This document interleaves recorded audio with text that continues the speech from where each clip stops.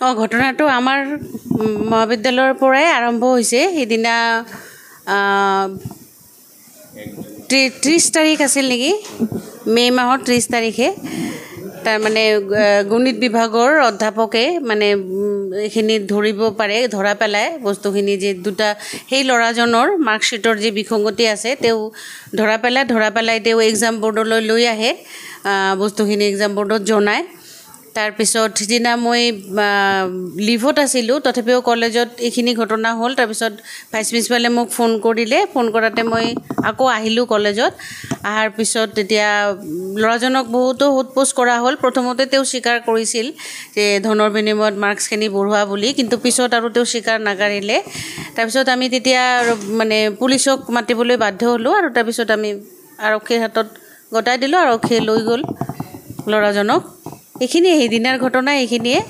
আৰু তাৰপিছত ল'ৰাজনক লৈ যোৱাৰ লগে লগে মই আকৌ এই কণ্ট্ৰলাৰ অফ এক্সামিনেশ্যন গুৱাহাটী ইউনিভাৰ্চিটিত কণ্ট্ৰলাৰক জনালোঁ, ফোন কৰি ক'লোঁ যে ছাৰ এনে ঘটনা, ল'ৰাজনৰ মাৰ্কশ্বিটৰ এনেকুৱা বিসংগতি ধৰা পৰিছে আৰু মানে ল'ৰাটোক পুলিচেও লৈ গ'ল।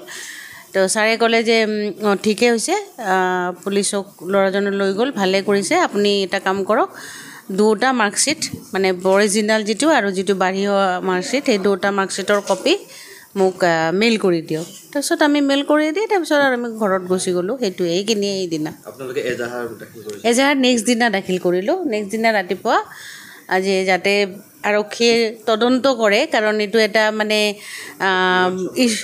বৃহৎ চক্ৰ, আৰু ইছ্যুটো সৰু ইছ্যু নহয়। ল'ৰা ছোৱালী বা ছাত্ৰ ছাত্ৰীৰ মানে ভৱিষ্যতক লৈ মানে হেতালি খেলা বুলি আমি ভাবোঁ। গতিকে সেইকাৰণে আমি FIR-তো লিখিছোঁ যে যাতে আৰক্ষীয়ে সঠিকভাৱে তদন্ত কৰি যিসকল ব্যক্তি এই এটা মানে দুৰ্নীতিৰ সহায় লৈ ল'ৰা ছোৱালীখিনিক বিপথে পৰিচালিত কৰিবলৈ চেষ্টা কৰি আছে, সেই মানে দুৰ্নীতিৰ চক্ৰটো যাতে চৰকাৰে উৎখাত কৰে। আৰু আমি আমাৰ কলেজ পৰিয়ালৰ তৰফৰ পৰা আমি আন্তৰিকভাৱে আমাৰ মাননীয় মুখ্যমন্ত্ৰী মহোদয়ক ধন্যবাদ জ্ঞাপন কৰিছোঁ যে তেখেতে এই ক্ষেত্ৰত দৃঢ়তাৰে পদক্ষেপ লৈছে, আৰু আমি আশাবাদী যে নিশ্চয় এই মানে চক্ৰটো উৎখাত হ'ব আৰু মানে অসমৰ শিক্ষা ব্যৱস্থাত এটা সুচল অৱস্থা আহি যাব। মোৰ যথেষ্ট ভাল লাগিছে, আৰু মই আন্তৰিকভাৱে ধন্যবাদ জনাইছোঁ অসমৰ মুখ্যমন্ত্ৰী ডক্টৰ হিমন্ত বিশ্ব শৰ্মা ডাঙৰীয়াক। তেখেতে যে ইমান মানে ফাষ্ট এটা একশ্যন লৈছে, সেইটো কাৰণে মই তেখেতক যথেষ্টখিনি ধন্যবাদ জনাইছোঁ।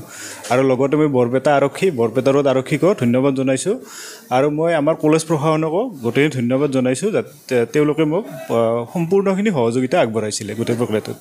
যিহেতু আপুনিয়ে প্ৰথম মানে ছাত্ৰগৰাকীক বহি জালিয়াতি নম্বৰ বৃদ্ধি কৰাৰ জালিয়াতি প্ৰথম ধৰিছিল, প্ৰথম আপুনি কি দেখিছে? মই প্ৰথম দেখিছিলোঁ যে আপোনাৰ আমাৰ মাৰ্কখিনি ৰখা হয় প্ৰতিটো ছেমিষ্টাৰৰ ৰিজাল্ট দিয়াৰ পিছত। গতিকে আমি সেই অনুপাতে তেওঁকো মাৰ্কখিনি জমা দিব দিলোঁ।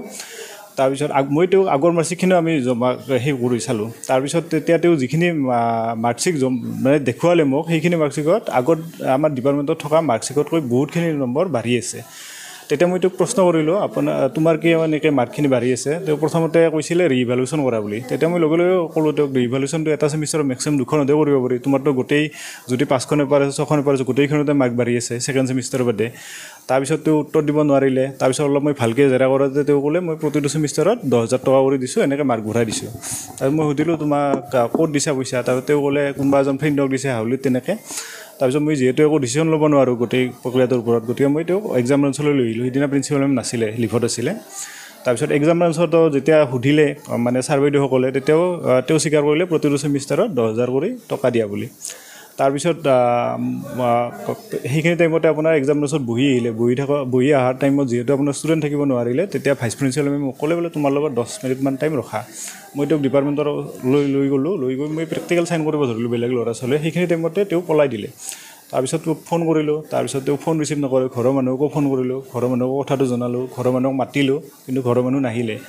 তাত 30 বাৰমান ফোন কৰাৰ পিছত তেওঁ ফোনটো ৰিচিভ কৰিলে। তেতিয়া মই আৰু তেওঁক মাতিলোঁ কলেজলৈ অহাৰ পিছত তেওঁৰ ভাষ্য সম্পূৰ্ণৰূপে সলনি হৈ গ'ল। মানে যি সুধিলেও একো নাজানো বুলি কয়, 10,000 টকা দিয়া বুলিও স্বীকাৰ নকৰে।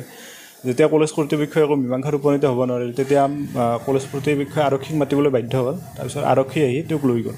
এইখিনি কথা। ইতিমধ্যে 8জন কাৰায়ত্ব কৰিছে। হয়। ভালেই হৈছে, গোটেই প্ৰচেছটো ধুনীয়া কৰি চলি আছে আৰু আগলৈকেও চলি যাব এইখিনি। এই ঘটনাই প্ৰমাণ কৰে যে এটা বৃহৎ চক্ৰ জড়িত হৈ আছে ইয়াত। হয় হয়, এইটোৱে আপোনাৰ চাওক, কিছুমান ল'ৰা ছোৱালীয়ে আপোনাৰ দিনে ৰাতি যথেষ্ট কষ্ট কৰি পঢ়া শুনা কৰি মাৰ্ক পায়, আৰু কিছুমানে আপোনাৰ এনেকুৱা কৰি দুৰ্নীতি কৰি আপোনাৰ তেনেকৈতো চিট লৈ বহি থাকিব, ইউনিভাৰ্চিটি হওক বা যিখিনিতে নহওক। গতিকে এই চক্ৰটো পুলিয়ে পখালিয়ে উঘালিব লাগে, আৰু এইটো কাম ইতিমধ্যে ভালদৰে চলি আছে।